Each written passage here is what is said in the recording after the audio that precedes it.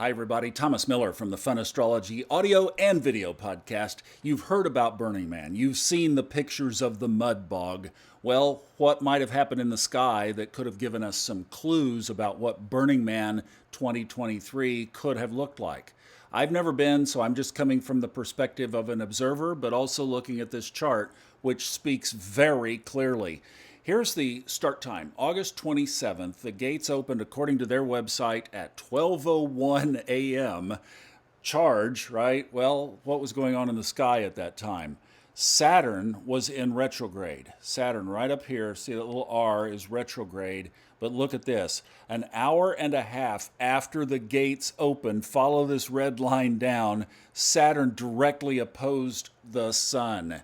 Now, whenever we have Saturn and the sun in one of those tense aspects, so an opposition or a square, you better perk up and you better know what's going on because it affects so many things. This had an impact on the financial markets. It had an impact here. The other thing is Uranus, 2 days later, like 48 hours later, also went retrograde. So Uranus was super strong at this point, and Saturn was just pulling against everything that created the identity of. The reason this is significant is you can do this with any event. You can do it with an ingress when a planet changes signs. You can do it with an eclipse. This is like the natal chart of Burning Man 2023.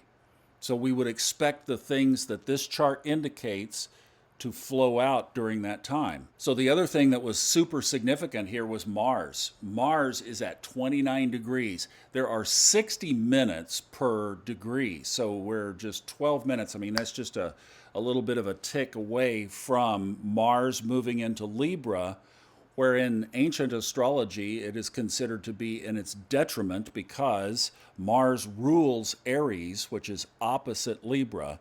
So Mars is grumpy when it gets into this territory, and it's going, I don't like Virgo that much, but I like it a lot better than Libra. And it's at 29 degrees, and it's angry, it's grumpy, and pow, right? So that happened. And then the other thing is Venus, which kind of rules some of the things that go on at Burning Man, I've heard, I don't know, was in retrograde. And the other thing that I thought, if Burning Man had a signature on this chart, it would be Neptune. And Neptune was also in retrograde. So when you put this combination together, here's the thing that I contemplated on the audio podcast.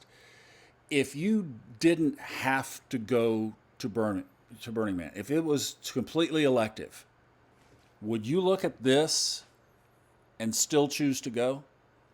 And this is a really interesting point with astrology because what were some of the comments that came on Twitter and all the other places? I had the time of my life. We rolled up our pants. We got barefoot. We just went out in the mud. It was what happened, and that's part of the Burning Man spirit. So, two sides of the coin, right? I heard of some people who were sliding pickup trucks, pulling RVs through the mud, trying to get out because they had a reason they didn't plane to catch or whatever they wanted out. People were trapped. They were talking about saving water, saving food. I don't know all these things. All of this is internet hearsay, but it was obviously a disruption to what Burning Man was last year, which was dry as toast and 105 degrees, which is what you would expect in the Nevada desert in early September. So this chart, as you can see, has a chaotic bent to it, and it sure played out in this event. All right, I'll see you on the audio podcast. We're talking about all the planets, doing a big retrograde review, which is a really good thing to do in retrograde rewords. We review them all on the audio podcast. Releases every morning at 3 a.m. Eastern Time. It's on your favorite podcast app. I'll see you back there.